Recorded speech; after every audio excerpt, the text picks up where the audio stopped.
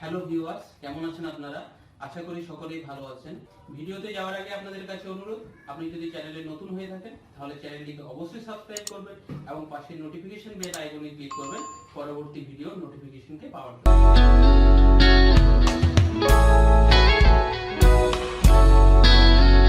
আজকের টিউটোরিয়ালে আমরা আলোচনা করব এমএস এক্সেল এর ডেটা মেনুর আউটলাইন কমান্ড গ্রুপের তিনটি অপশন গ্রুপ, আনগ্রুপ এবং সাবটোটাল সম্পর্কে। সবার প্রথমে আমরা আলোচনা করব গ্রুপ এবং আনগ্রুপ সম্পর্কে।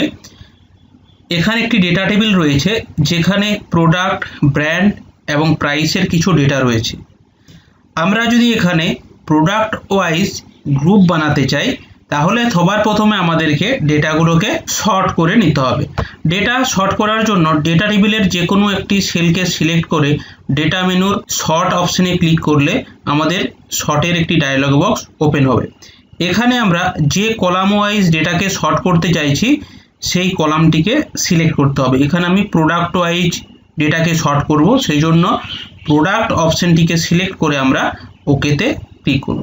ওকেতে ক্লিক করলে এখানে দেখতে পাচ্ছি প্রোডাক্ট ওয়াইজ ডেটাগুলো শর্ট হয়ে গেছে। এরপর আমরা যে ডেটাগুলোকে গ্রুপ করতে চাইছি সেই ডেটাগুলোকে সিলেক্ট করার পরে ডেটা ট্যাবের আউটলাইন কমান্ড গ্রুপের গ্রুপ অপশনে ক্লিক করলে একটি গ্রুপের ডায়লগ বক্স ওপেন হয়। এখানে আমরা ডেটাকে রো ওয়াইজ অথবা কলাম ওয়াইজ গ্রুপ করতে পারি। আমি এখানে প্রোডাক্ট ওয়াইজ করব, যেহেতু প্রোডাক্টগুলো রো বরাবর আছে সেই জন্য আমরা এখানে রো অপশনটাকে সিলেক্ট করে ওকেতে ক্লিক করলে এখানে দেখতে পাচ্ছি যে ডেটাগুলো একটা গ্রুপে হয়েছে। এবারে যদি আমরা এখানে হাইড ডিটেলসে ক্লিক করি তাহলে এখানে দেখতে পাচ্ছি হাইড হচ্ছে ডেটা। আবার যদি শো ডিটেলসে ক্লিক করি তাহলে এখানে দেখতে পাচ্ছি ডেটা শো হচ্ছে। একইভাবে আমরা এই মাইনাস এবং প্লাস সাইনে ক্লিক করেও ডেটাকে শো হাইড করতে পারব। একইভাবে গ্রুপ ডাটাগুলোকে আনগ্রুপ করার জন্য ডেটাগুলোকে আমরা সিলেক্ট করে নেব। এরপর আউটলাইন কমান্ড গ্রুপের আনগ্রুপ অপশনে ক্লিক করার পরে এখানে একই অপশন পাচ্ছি রো এবং কলাম। যেহেতু আমার রো বরাবর আনগ্রুপ করতে হবে তাহলে রো অপশনটাকে সিলেক্ট করার পরে যদি আমরা ওকেতে ক্লিক করি তাহলে এখানে দেখতে পাচ্ছি যে গ্রুপটা ছিল সেটা আনগ্রুপ হয়ে গেছে। এরপর আমরা আলোচনা করব সাবটোটাল সম্পর্কে। এখানে যে ডেটা টেবিলটি রয়েছে সেখানে ডেস্কটপ, ল্যাপটপ এবং প্রিন্টার এই তিন ক্যাটাগরির কিছু প্রোডাক্ট রয়েছে। আমরা যদি টোটাল ডেস্কটপের প্রাইস, টোটাল ল্যাপটপের প্রাইস এবং টোটাল প্রিন্টারের প্রাইস ক্যালকুলেশন করতে চাই তাহলে সাবটোটাল অপশনের মাধ্যমে সেটাকে খুব সহজেই করে নিতে পারি।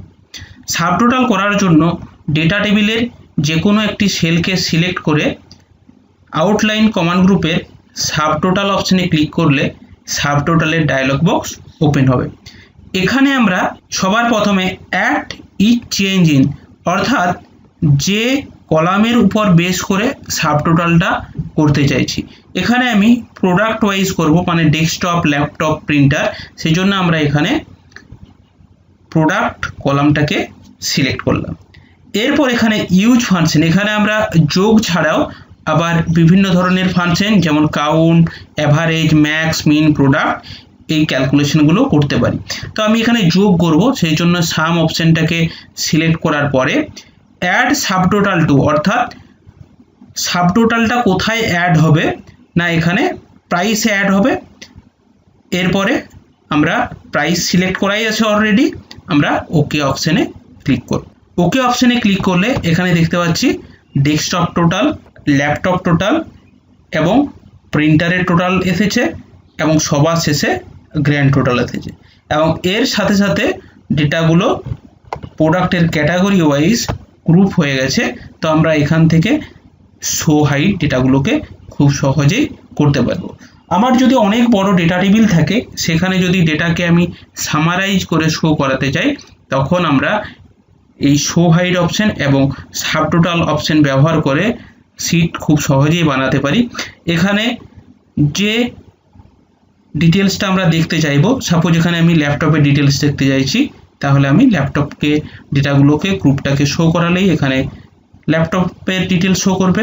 একইভাবে আমরা যদি প্রিন্টারের ডিটেলস শো করাতে চাই তাহলে এখানে প্রিন্টারের ডিটেলস শো করবে। আমরা যদি সাবটোটালকে রিমুভ করতে চাই তাহলে ডেটা টেবিলের যে কোনো একটি সেলে কার্সারটিকে রেখে সাবটোটাল অপশানে ক্লিক করলে সাবটোটালের ডায়লগ বক্স ওপেন হবে এবং সেখান থেকে এই রিমুভ অল অপশানে যদি আমরা ক্লিক করি তাহলে যে সাবটোটাল অ্যাড হয়েছিল সেটা রিমুভ হয়ে যাবে। আজকের ভিডিও এই পর্যন্তই। ভিডিওটিকে ভালো লেগে থাকলে অবশ্যই লাইক, কমেন্ট এবং বন্ধুদের সাথে শেয়ার করবেন। চ্যানেলে নতুন হলে চ্যানেলটিকে সাবস্ক্রাইব করে পাশে থাকবেন। খুব শীঘ্রই আসছি নতুন একটি ভিডিও নিয়ে।